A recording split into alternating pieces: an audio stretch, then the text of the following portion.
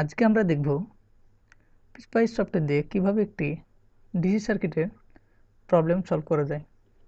প্রবলেমটি হচ্ছে আমাদের finding node voltage and plot a specific current.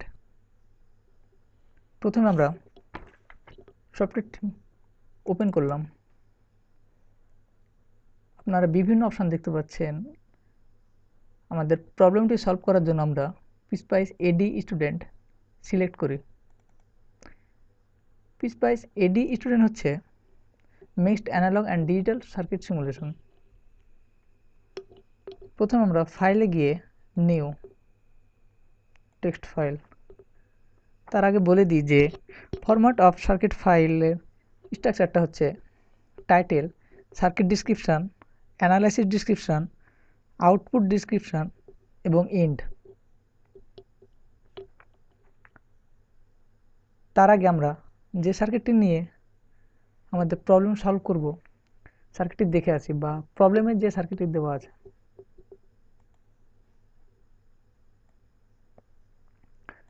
আপনারা সার্কিটটি দেখতে পাচ্ছেন। এখানে একটি voltage source VS 20 volt, VX 0 volt, VY 0 volt এবং current source IS 50 milli ampere এবং resistor R1 500 ohm, R2 800 ohm, R3 1 kilo Om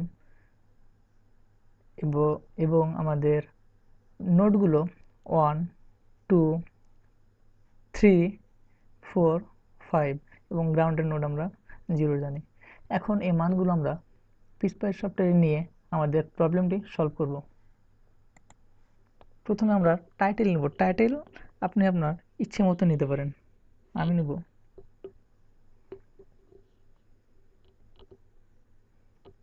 DC rip of VS and IS. এখন আমরা নেব ভোল্টেজ সোর্সের মানগুলো এবং এটা কোন নোডে আছে। ভিএস 1, 0।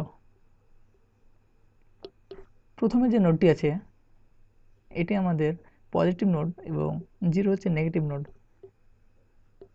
এখন আমরা নেব এর মান DC 20 volt, current source is. এটা আমাদের ছিল 0 এবং 4 নোডের মধ্যে এবং এর মান ডিসি 50 মিলি অ্যাম্পিয়ার। এখন আমরা নেব R1।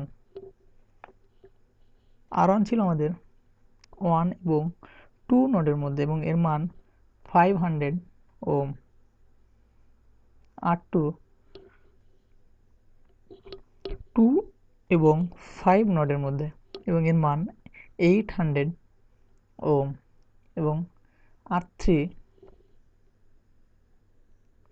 2 এবং 3 নোডের মধ্যে এবং এর মান 1 কিলো ওম। R4 ছিল আমাদের 4 এবং 0 নোডের মধ্যে এবং এর মান 200 ওম। এখন আমাদের আরও যে ভোল্টেজ সোর্সগুলো আছে সেগুলো আমরা নেব। ভিএক্স ছিল আমাদের 3 এবং 0 নোডের মধ্যে এবং এর মান ছিল ডিসি 0 ভোল্ট এবং আরেকটি ছিল আমাদের ভিওয়াই। এটা হচ্ছে আমাদের 5 এবং 4 নোডের মধ্যে এবং এর মান ডিসি 0 ভোল্ট। এখন আমরা সার্কিটটি দেখে আসি এবং মানগুলো মিলিয়ে নিই।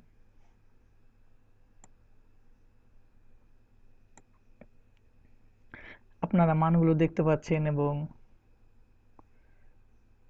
দেখেন এখানে যে ভোল্টেজ সোর্স ভিএস 1 এবং 0 নোডের মধ্যে এবং এর মান 20 ভোল্ট, কারেন্ট সোর্স 0 এবং 4 এবং এর মান 50 মিলি অ্যাম্পিয়ার এবং আরও যে মানগুলো দেওয়া আছে আপনারা দেখতে পাচ্ছেন। মানগুলো আমাদের বসানো ঠিক আছে। এখন নিব আমি dot DC voltage source list 5 volt 20 volt 30 volt এবং কারেন্ট সোর্স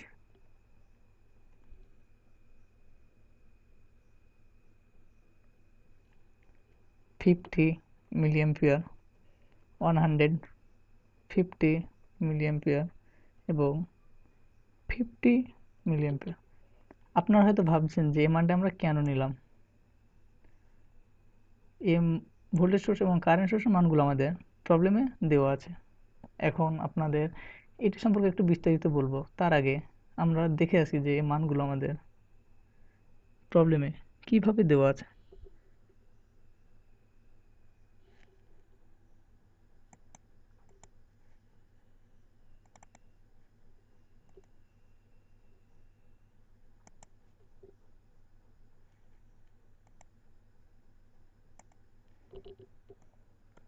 হ্যাঁ, আপনারা দেখতে পাচ্ছেন যে ভোল্টেজ সোর্সের মান হচ্ছে 5 ভোল্ট 20 ভোল্ট অ্যান্ড 30 ভোল্ট।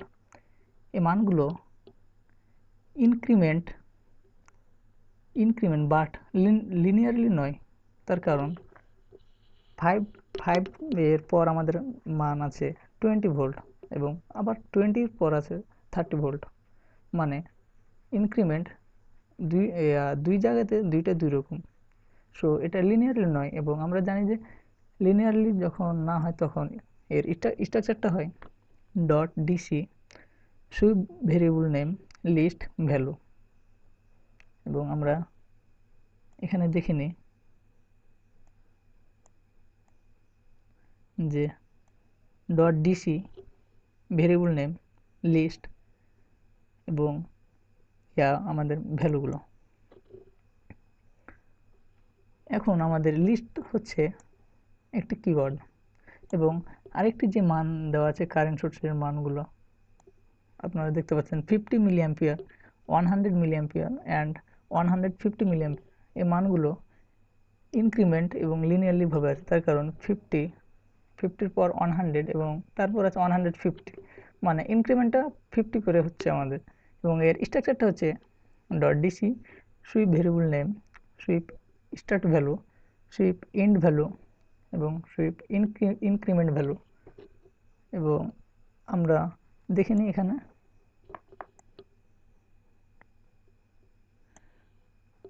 আমরা এখানে ডিসি ইউজ করিনি, তার কারণ আমাদের প্রথমে আমরা ডিসি কমান্ডটা ইউজ করেছি এবং এটা আমাদের সুইপ স্টার্ট ভ্যালু 50 মিলিঅ্যাম্পিয়ার এবং এটা আমাদের এন্ড ভ্যালু এবং সবশেষ আমাদের সুইপ ইনক্রিমেন্ট ভ্যালু 50 মিলিঅ্যাম্পিয়ার। যাই হোক, আশা করি এটা আপনারা বুঝলেন। এখন আমি নেব ডট প্রিন্ট ডিসি। আমাদের প্রবলেমে বলা আছে যে print the voltage at node 4 the current IR2 and IR3, মানে আমাদের 4 নম্বর নোডে যে ভোল্টেজ আছে তার মান এবং R2 বা রেজিস্টার 2 এবং 3 এর মধ্যে দিয়ে যে কারেন্টটা থ্রো হবে তার মানগুলো প্রিন্ট করতে হবে। সো আমরা এখন এটা লিখব এবং আমরা সার্কিটটি দেখে আসি আরেকবার। আপনারা দেখছেন যে R3 এখানে আমাদের একটা ভোল্টেজ সোর্স VX এবং এর মান 0 এবং কারেন্ট এবং এর মধ্যে দিয়ে কারেন্ট থ্রো মেজার করবে VX, বা আমরা লিখতে পারি IVX এবং সেম এটা IVY, মানে ভোল্টেজ সোর্সের মধ্যে দিয়ে আমাদের কারেন্ট থ্রোটা মেজার হবে।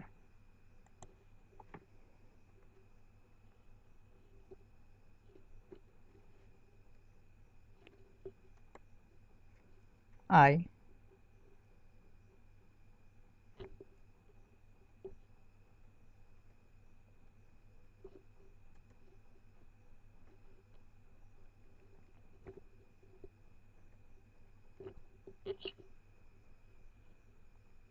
এখন আমরা নেব প্লট ডিসি। প্রবলেমে আমাদের বলা আছে যে the current IR2 is to be plotted, মানে R2 বা R2 ক্ষেত্রে আমরা দেখলাম যে নিয়েছি এখানে IVY, মানে VY ভোল্টেজ সোর্সের মধ্যে দিয়ে কারেন্টটা থ্রো হবে। সো আমরা এখানে রেজিস্টার R2 এর মধ্যে দিয়ে কারেন্ট থ্রো হবে, তার প্লট আমাদের এখানে দেখাতে বলানো হয়েছে।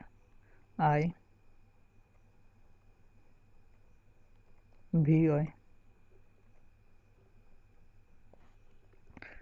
তার আগে আপনাদের এখানে আমি একটু প্রিন্ট সম্পর্কে বলে দিই যে প্রিন্ট আপনারা দেখতে পাচ্ছেন IVY, IVX, তারপর V4, এগুলোর নাম আমাদের আউটপুট ভেরিয়েবল, এবং প্রিন্টে ম্যাক্সিমাম 8 আউটপুট ভেরিয়েবল নেওয়া যায়। প্লটে সেরকম সিস্টেম একই রকম প্রিন্টের মতো। এখন আমরা নেব ডট প্রব। ডট প্রব হচ্ছে যে আমাদের গ্রাফিক্যাল ওয়েব ফর্ম অ্যানালাইজার বা presentation and post processing simulation result. এবং আমাদের প্রবলেমে বলা আছে যে ডট প্রব কমেন্ট ইউজ করে প্রবলেমটি সলভ করার জন্য। এখন আমরা নেব ইন্ড। এটা হচ্ছে আমাদের ইন্ড অফ সার্কিট ফাইল। এখন আমাদের সবগুলো কাজ মোটামুটি হয়ে গেছে এবং মানগুলো নেওয়া হয়ে গেছে। এখন আমরা এটাকে সেভ করব।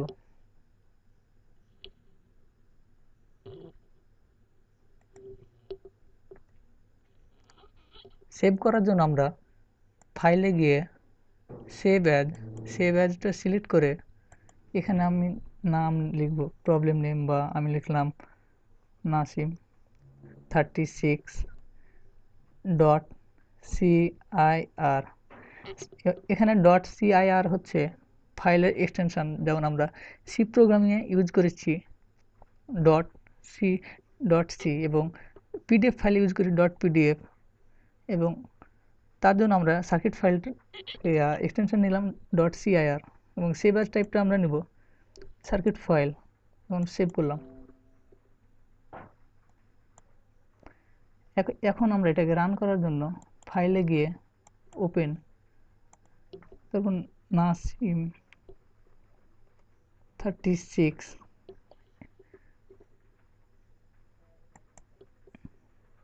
এবং এটা ফাইল অফ টাইপটা আমরা সিলেক্ট করব। এখন আমরা এটাকে সিমুলেশনের জন্য না রান করাবো, এবং রান করার জন্য আমরা সিমুলেশনে গিয়ে রান করাতে পারি, অথবা বাইরে যে অপশানটা আছে এখান থেকে করাতে পারি। হ্যাঁ, আমরা রান করালাম, এবং প্রিন্টে যে আউটপুট ভেরিয়েবলগুলো ডিক্লেয়ার করা আছে সেগুলোর মান দেখানোর জন্য আমরা ভিউ গিয়ে আউটপুট ফাইলে ক্লিক করলাম। আপনারা দেখতে পাচ্ছেন যে আমরা যে মানগুলো বা যে আউটপুট ভেরিয়েবলগুলো ডিক্লেয়ার করেছি তার মান 4 নম্বর নোডে ভোল্টেজ, তারপর ভিএক্স এর মধ্যে যে কারেন্ট থ্রো হবে এবং ভিওয়াই এর মধ্যে যে কারেন্ট থ্রো হবে তার মানগুলো। এবং এখন আমরা দেখব প্লট। প্রবলেম আমাদের যে আউটপুট ভেরিয়েবলের প্লট বের করতে বলা হয়েছে আমরা সেটি দেখব, বা IVY। এর জন্য আমরা ট্রেসে গিয়ে অ্যাড ট্রেস IVY সিলেক্ট করলাম।